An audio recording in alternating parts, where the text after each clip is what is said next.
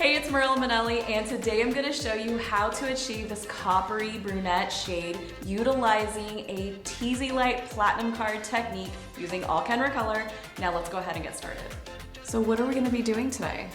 I was thinking of doing like a copper, like ginger transformation. Okay. Bangs, like a fringe would be super cute. Okay, love it. Yeah.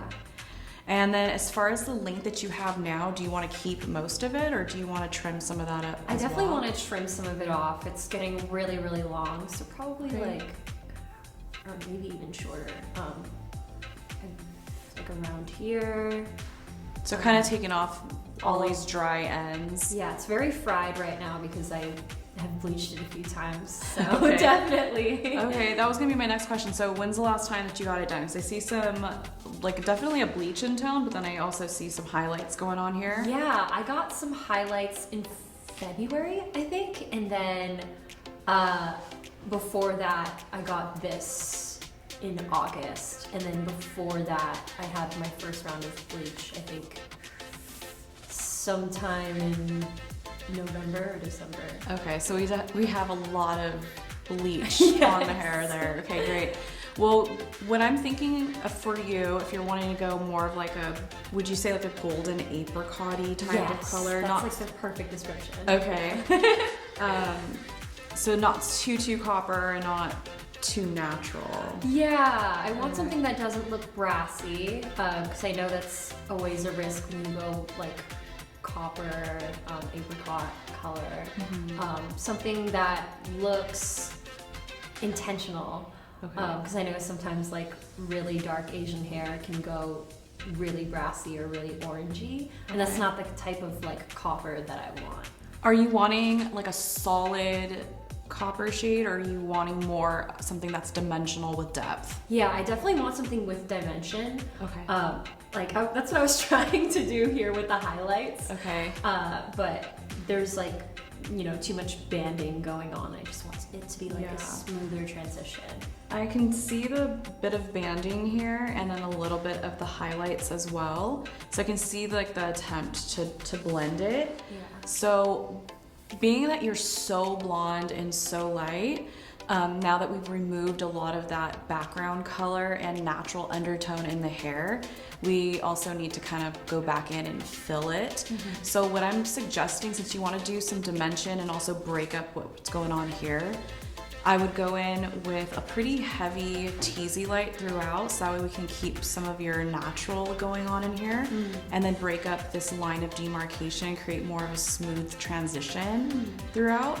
And then we can go in and fill this hair and then do your final color. And I'm thinking we can definitely go in with like a golden apricot shade, something that's really rich and coppery, but with a little subtlety to it as well, so it's not screaming orange. Yeah, awesome. How does that sound? Sounds great. To get started, I went ahead and cut my client's hair. I think it's really important for you to build your house before you paint, and especially because we were going for almost a drastic change with her overall look. I went ahead and cut her fringe, cut off some length, added in some layers. I'll definitely go in and do some final touches later, but now I know exactly where the color placement's going to live, so that's really important that if you are gonna be cutting off a substantial amount, especially a big change like fringe, you do it before we do any highlights or color change. So now what I'm gonna do is mix up my lightener. I'm gonna go in with blue powder lightener at a 1:2 mixing ratio with 20 volume developer. My overall goal is to do a Teasylight throughout, so that way I can maintain a lot of the depth and dimension towards the top and create more of a gradual dark into light blend. Now I'm not looking for as light of a lift that we have going on here, so what I think we're gonna go for is something around a level 7, 8 at best, and then I'll go in with a fill formula immediately after, because we need to go back in with the pigments that were lost from this bleach process that she's had here. She's had a lot of bleaching surfaces. So I'm gonna go ahead and mix that up, and then we'll get started with her Teasylights. For her sectioning, I'm utilizing her natural part, which is right down the middle, and then from the apex down behind the ear. And basically we just have 3 sections, so 2 in the front and 1 in the back. So to get started, I want to make sure we create a ton of blend, which is why I'm gonna be going in with a Teasylight. Now, I just took a horizontal section to create like that blanket coverage. I'm gonna start out going horizontal here. And as we work up, we may change positions, but overall the goal is to get a lot of blend because we do have a harsh line of demarcation. So what I wanna do is eliminate a pretty substantial amount of her hair. So I'm gonna start teasing in this mid zone right here. And you can see I've eliminated quite a bit of hair. So we wanna maintain that depth, and that's what the Teasylights will do. So my goal is to go ahead and lighten all of this area here. And we're just gonna do some quick little stroke ups so we can create that blend. And you do wanna make sure that you're saturating because her hair is on the coarser side, and we wanna make sure that we're getting on both sides of the hair. And then just for a little added insurance, I'm adding the triple repair conditioner right onto the ends. This is just gonna do a couple of things. Also gonna give her a lot of hydration, help repair it, but also helping the hair stick to the foil, which is really nice. And then just diffusing any hair that maybe will have some overlap. I'm gonna continue this process with some thin Teasylights going in a horizontal direction. And when I get closer to the top, I will change directions because I do want to create some subtle ribbons going on with our Teasylights. But essentially we're just doing back to back with no dropout.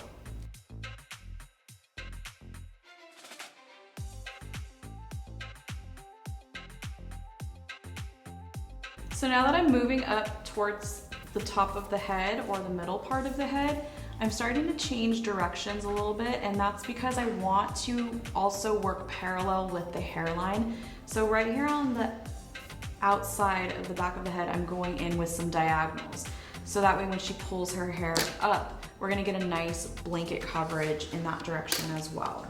Now that I'm at the top section here, I started to transition from those back-to-back slices, and now what I'm doing are some highlights with some Teasylights right underneath. So still no hair in between any of our foils. So right here, I'm just gonna take a slice on top of my section. I'm gonna hold it down pretty far here. Now you can even see all of these old highlights kind of happening, and this is why we have this line of demarcation here, because the highlights were probably applied in this zone and there really wasn't a third type of blend going on. So in order to fix that, what we're gonna do is add that secondary blend with the Teasylight underneath. So I'm gonna go in with some kind of chunkier highlights. And I'm gonna bring these up a little further than what our Teasylights have been. So I got the board all the way to her root. I'm still applying and doing that little bit of overlap because we need to, since we have so much going on there. And I'm gonna go ahead and bring this up a little higher, just stroking it up. It'll be slightly rooted, but not as rooted as the Teasylight that we've been doing.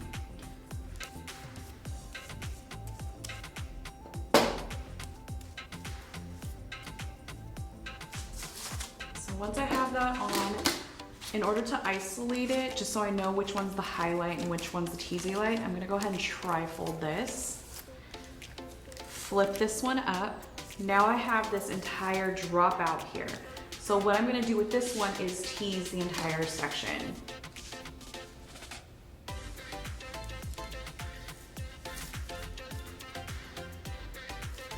And because we're teasing, we're creating more of a root. So our blend line is gonna be somewhere down here.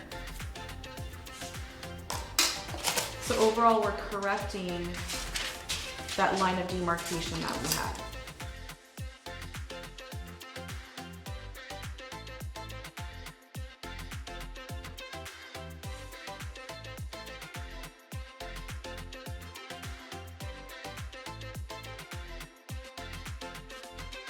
So I'm gonna continue up on this section, maybe do 1, 2 more of these right on the top, and then I'm gonna move on to the sides.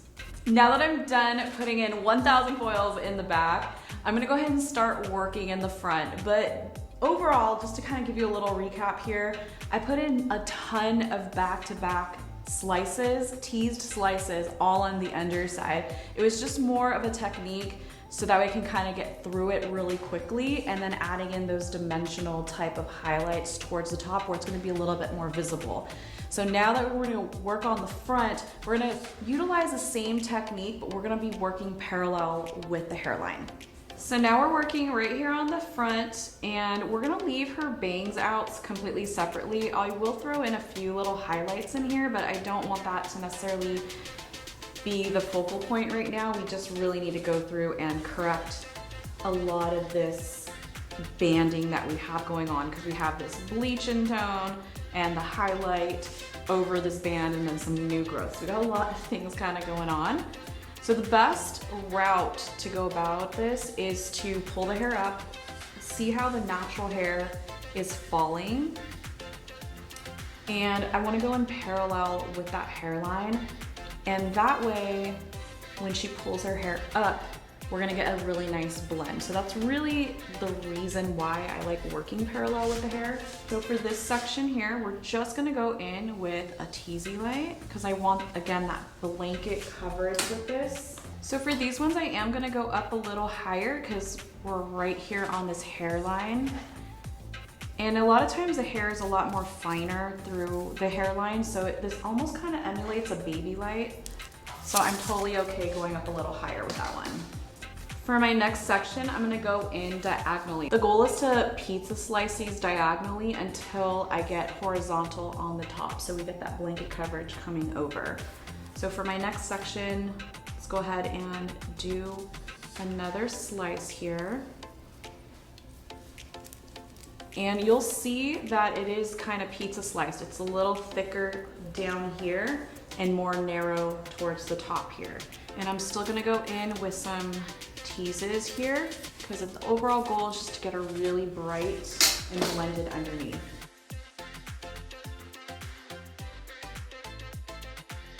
So I'm gonna do another pizza slice. So you can see I'm starting to pivot now.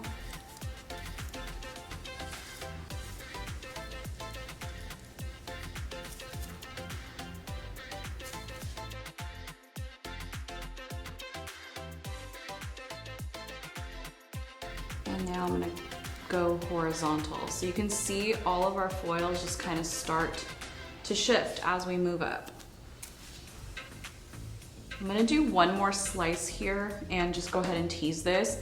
Now, for me, the entire underside of the front is everything below the parietal ridge. So right where the head starts to curve, you almost can kind of just power through that whole section. This is why I'm just doing the teasy slices, because it's just the fastest way that I'm gonna be able to get the blend.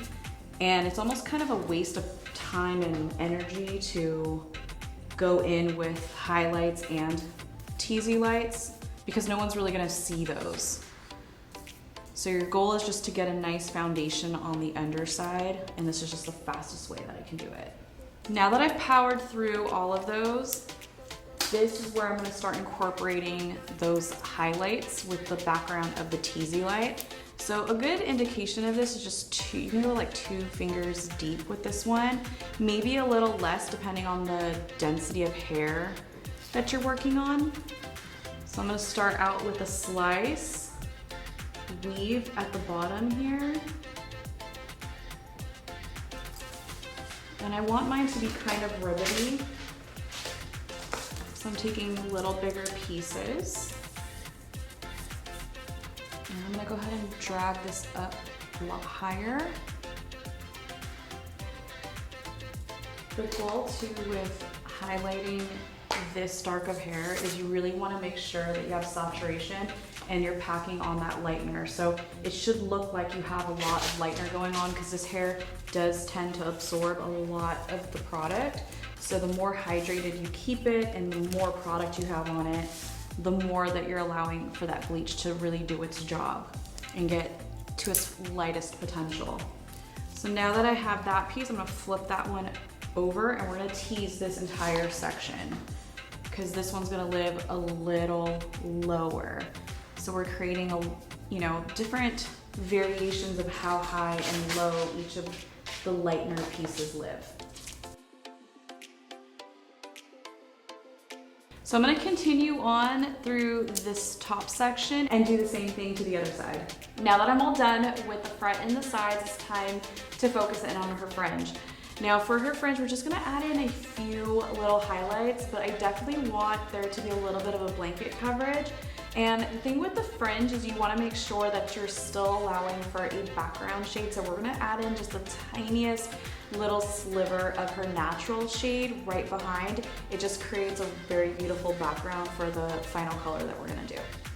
So to get her fringe started, I took down a tiny little slice here, and I really love this, but what we're gonna do is add in the tiniest little slice right on top of that slice. And this is the background that I want. I wanna make sure that we have enough dark living right underneath, because she's still gonna have some of her natural poking through this entire look. So I wanna make sure that that's still prominent. And I'm gonna take this all the way up and just kind of stroke up the lightener to soften the line.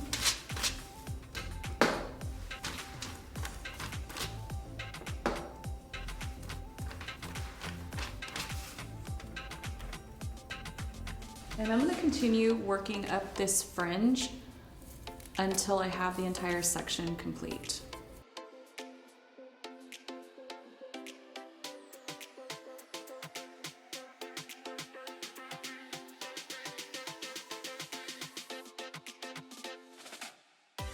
Now that we're done putting in 7,000 foils, we're gonna go ahead and let her process. I'm gonna take a look in the back, just keep an eye on it. If I need to do some reapplication, I will go ahead and mix up a brand new batch of lightener just to reactivate it. But again, our overall goal is to get her to a level 7, level 8, and then we're gonna come back here for her final toner.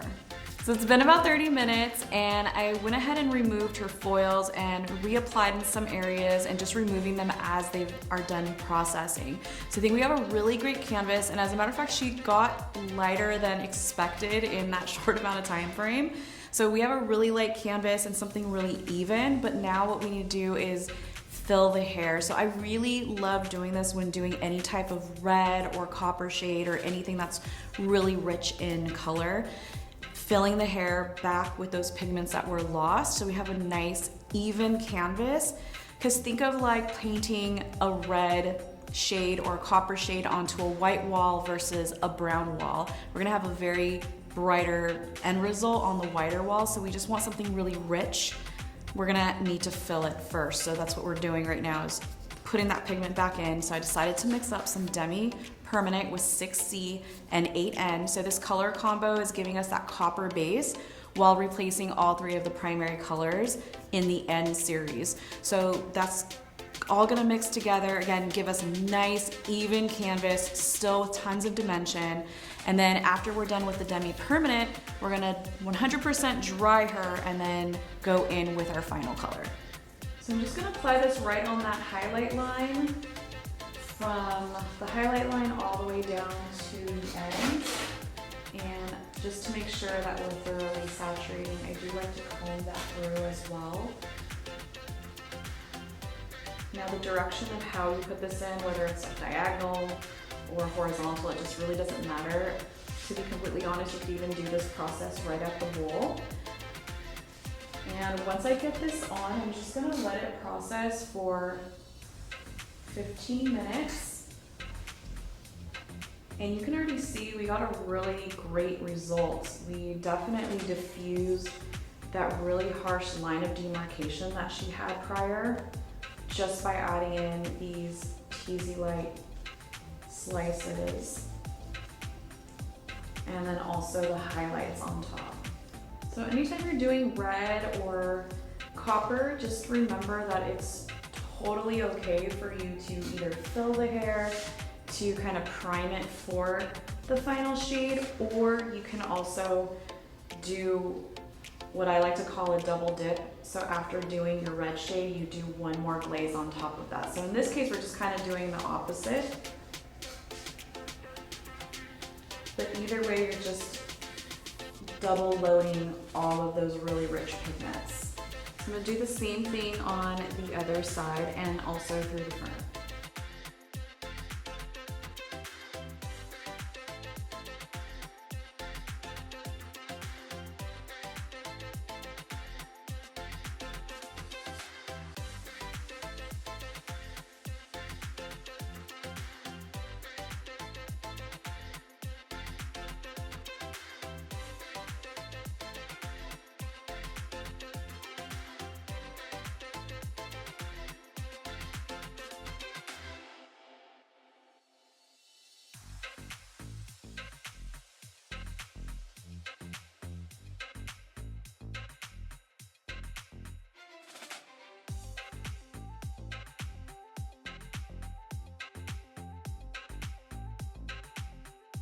Now that our filler's all done, I took her back to the shampoo bowl and did a thorough rinse. I didn't do any shampoo, any conditioning. I just wanted to make sure that we're holding on to as much pigment as possible. So making sure just you get a good rinse and no color residue left over.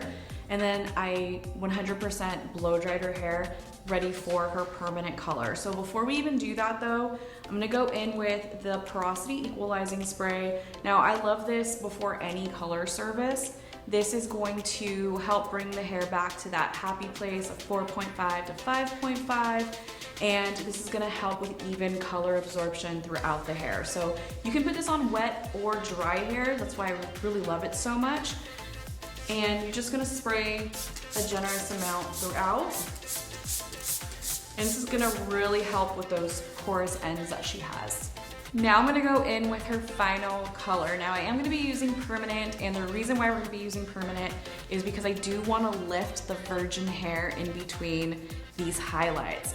And what I love about Kenra color is it is low ammonia. So even though we usually recommend doing Demi-permanent for deposit, I do wanna lift and deposit, and it's totally okay to put it over previously lightened hair, as long as the hair isn't super damaged. So now I'm gonna go ahead and put that on her regrowth here and just drag that down. I'm gonna be mixing it up at a 1:1 mixing ratio with 30 vol because I do want a little bit of vibrancy, especially on the dark hair, and it's gonna give us a really beautiful deposit. Now what I mixed up was 6C with 7G, and for the mids and ends, we're just gonna be using 10 vol. So that's gonna give us that deposit, but also the vibrancy because our ends were already really light to begin with. So I don't need a high volume developer for that. So I'm gonna go ahead and mix that up and start applying. So I'm gonna put my 30 vol formula right onto that root area, and I'm gonna go ahead and drag this down right on over that highlight zone and just bring it down, and we're gonna comb it through. The cool part also about Kenra color is, to be completely honest, you don't have to worry about hot roots as long as you're formulating correctly. I know a lot of people worry about that by putting 30 vol on the root or even 40 volume, but as long as you are formulating correctly with your level and tone, you're not gonna get those hot roots. So I'm gonna continue putting this color onto the root and dragging that down past that highlight line. And then once I get all of this on, I'm gonna go ahead and comb this through.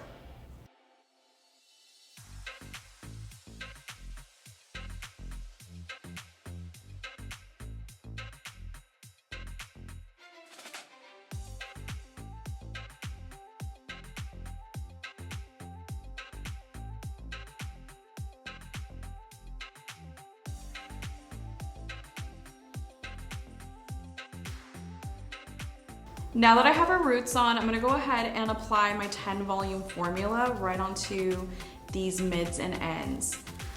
Something to note too is I went ahead and mixed this up, so it has been oxidizing already. So this is a little hack to kind of get past that lifting phase of your permanent and just take advantage of that deposit, since that's what we're really needing here.